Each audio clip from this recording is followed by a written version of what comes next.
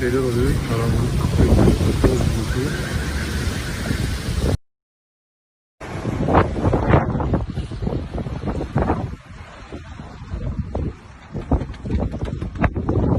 Saat 3:30.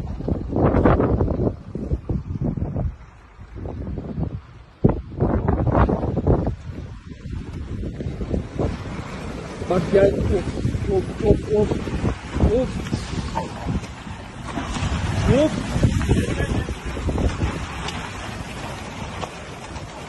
Hortum mu ne bu ya?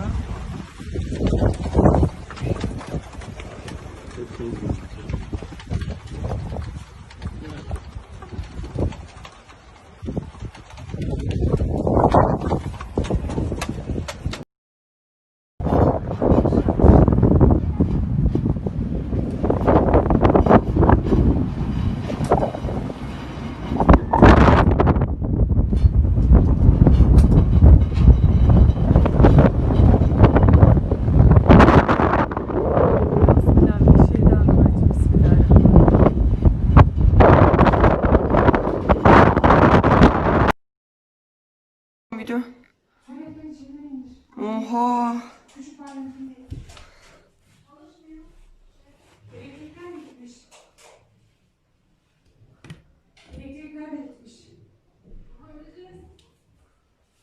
Oha.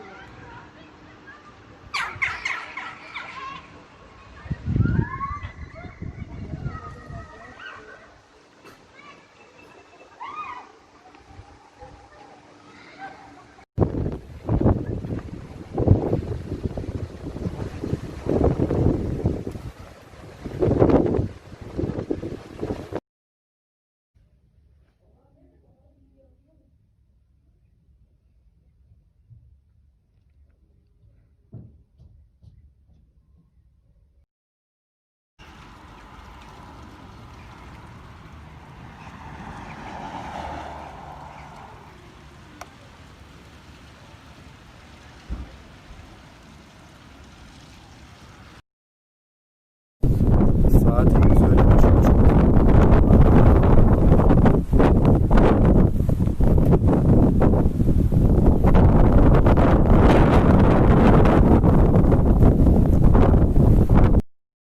Diyor ki yakınlarda yokmuş. Daha mı gördün abi öyle bir şey? Sana koyayım ne para aldıymış olsun. Tamam dur bir. Gideyim biri gelir vurur. Arkada ben oluyorum, kimse yok gözüküyor. Çok da gözükmüyor da. Şu an anlık Polatlı. Bir anda oldu böyle. Abi tövbe estağfurullah. Hava birden karardı ve böyle toz bulutu her tarafı kapladı. Sanki Sahra çölündeyiz.